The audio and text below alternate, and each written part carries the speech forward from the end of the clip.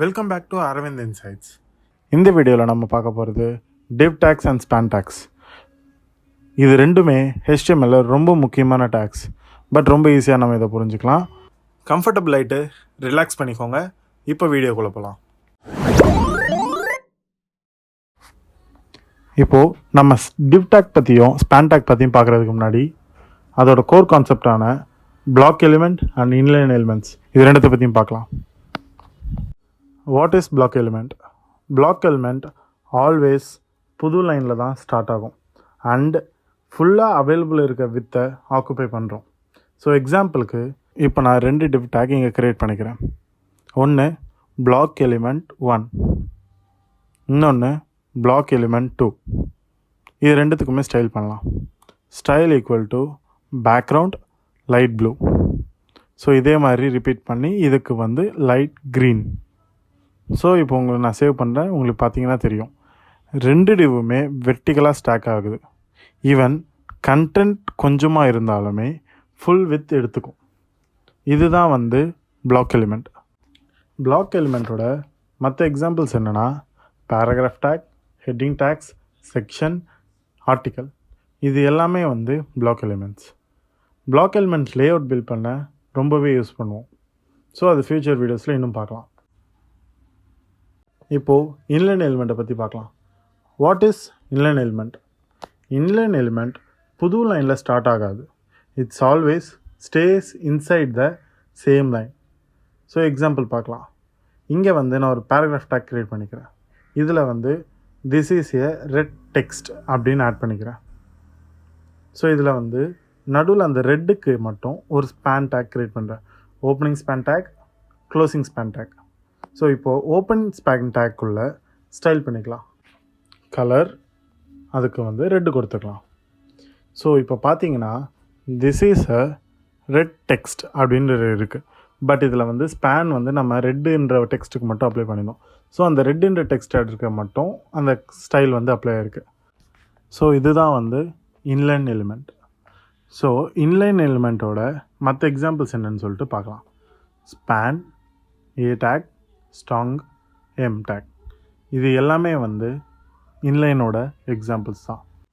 So inline element use பண்ணி நம்ம இருக்கிற லைனுக்குள்ளேயே ஹைலைட் பண்ணுறதுக்கோ எடிட் பண்ணுறதுக்கோ யூஸ் பண்ணிக்கலாம். ஸோ இதுதான் இன்லைன் எலிமெண்ட்.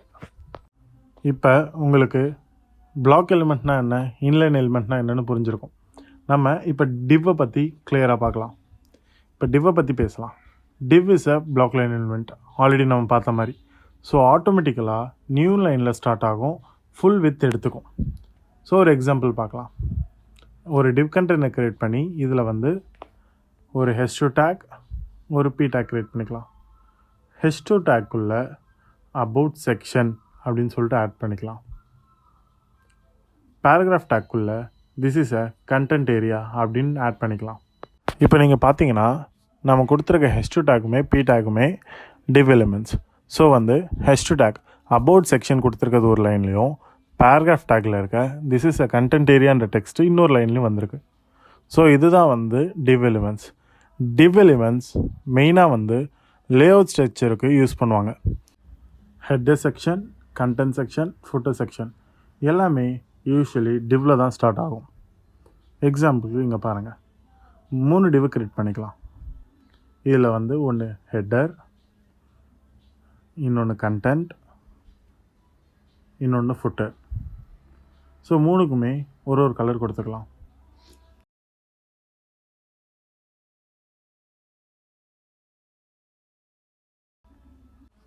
இப்போ நீங்கள் பார்த்தீங்கன்னா உங்களுக்கே தெரியும் 3மே இண்டிவிஜுவல் லைனில் க்ரியேட் ஆகிருக்கு. ஸோ இப்படி தான் ஒரு பேசிக் வெப்சைட்டோட ஸ்ட்ரக்சரை யூஸ் பண்ணுவாங்க.